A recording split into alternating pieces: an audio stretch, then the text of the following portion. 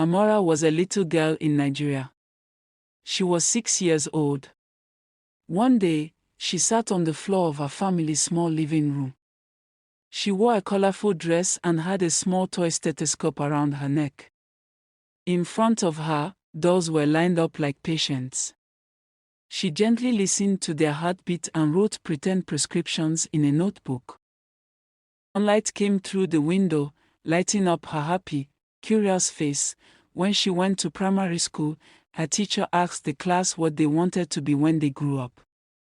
Amora stood up confidently beside her desk. "I want to be a doctor," she said proudly. Her classmates looked at her with curiosity. At home, she told her parents about her dream. She sat between them on the couch. Her father smiled proudly, and her mother looked at her warmly. Amora felt happy. As she grew older, Amora studied hard. Late at night, she sat at her desk in her bedroom.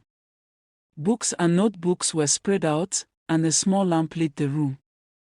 She wrote notes carefully, concentrating deeply.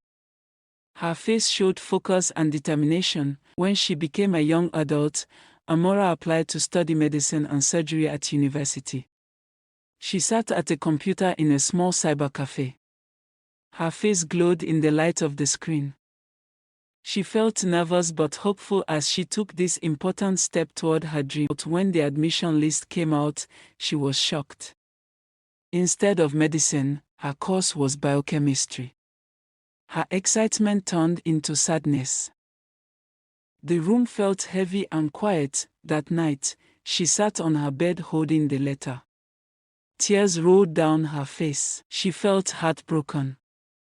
"I don't want to study biochemistry," she told her parents. Her parents listened carefully.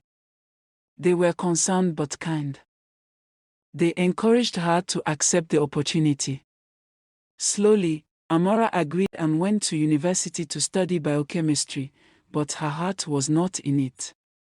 In the lecture hall, she listened to the teacher, but her mind wandered. She imagined herself in a hospital, wearing a white coat and helping patients. Her grades began to drop. At one point, she almost lost her admission. Her parents were sad, but they continued to support her. They reminded her not to give up. Amora found her strength again. With her parents' support, she worked hard and finished her biochemistry degree. She graduated, wearing her gown and cap, holding her certificate proudly. She smiled, but inside, her dream of being a doctor was still alive. After graduation, Amora worked in a small laboratory. She organized papers and equipment carefully.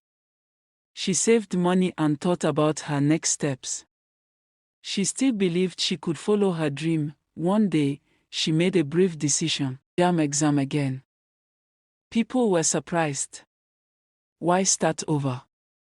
they asked. But Amora knew, dreams do not die unless you give up. She studied harder than ever before. Night after night, she worked at her desk with books, notebooks, and past exam questions.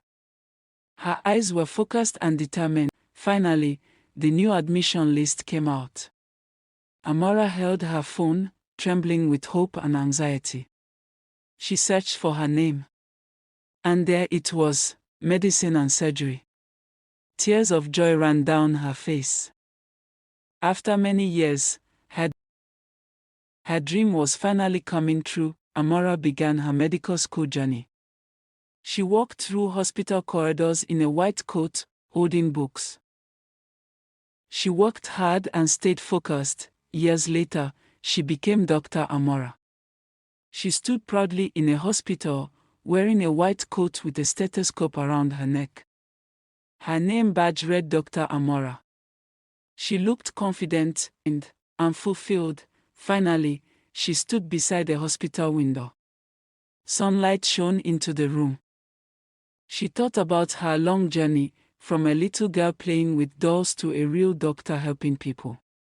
Amora smiled. Her dream had finally come true. Sometimes, a dream may take a long time. But it is never lost. She thought about her long journey, from a little girl playing with dolls to a real doctor helping people. Amara smiled. Her dream had finally come true. Sometimes, a dream may take a long time. But it is never lost.